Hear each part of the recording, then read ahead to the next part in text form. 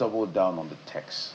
The reason why we have this conversation, I'm happy you're speaking clearly without mincing words. And I would like you to speak to the camera as well, to the people who are perpetrating these things, because extremism is costing the world a lot of trouble. Lakrawa, Boko Haram. Literally, the major extremist group in the world are related to the Islamic faith. Certainly. That is a fact. There's no one you will call that is it's not connected one way or the other. For them, they are carrying out the Prophet's command. So talk to us about why this quote-unquote interpretation or misinterpretation of text has gained such mileage that countries of the world are budgeting big to be able to defend themselves against it, including Nigeria. Go and see our defense budget. Part of why the defense budget is like this, not just for might, it's also to fight this element. They have abducted some people in Ogbomosho. I'm sure you're aware of it as well. So I would like you to speak to the camera and explain to the people and Nigerians why this is not Islam. Thank you very much. You know, I started by mentioning earlier that if you want to know whether this insurgency is Islam or not, you need to go to the Quran. You cannot just pick one or two people because of the way they behave and then you tag Islam as a religion of terrorism. It has nothing to do with Islam. And let me also correct a notion. Terrorism is not peculiar to Islam. Just recently in California, San Diego, we all know what happened there. Just two young guys went to a mosque and they shot 3 people there. And they are Christians. Are you going to call them Christian terrorists?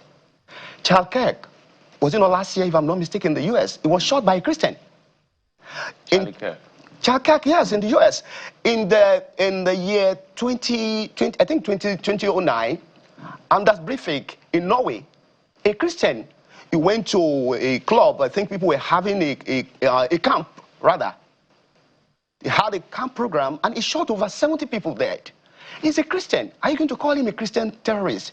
I think there is a problem on our hands. People, criminals. It doesn't matter which divide they belong to, whether they are Muslims or Christians. Criminals should be addressed the way they deserve to be addressed. Criminals are criminals. It doesn't matter which religion they belong to, whether they are Muslims, they are Christians, they are Jews. Let's say this person is a criminal. So by the time we begin Sorry, I was contextualizing it in the background of the ISIS of this world connected to the faith, the ISOP of this world connected to the Lakrawas of this world connected. Even the names themselves speaks to it. The Boko Harams of this world who are disturbing the peace of the world, they are all claiming the faith. So that's why I want you to expand on the scripts, on the text that they are misinterpreting. Thank you very much. There is no single verse that they are misinterpreting, because there is no verse to be misinterpreted in the Quran. And there is no verse of the Quran that says people should go out, Muslims should go out, kill people in the name of God. Our God is not a blood-sucking God. Even the animals that we are sacrificing today is not going to eat them. It doesn't need them. It is we that are going to eat our animals, or the meat of our animals. So there's no verse that is being misinterpreted or misquoted by those people. These people are just criminals, and they should be called criminals. We should not attach them to a particular religion. We should call them criminals. Honestly, there's no, I've quoted several verses here of the Quran, several verses of the Quran here. I've mentioned Quran 2 verse 252. I've mentioned Quran 10 verse 99. I've mentioned Quran 109.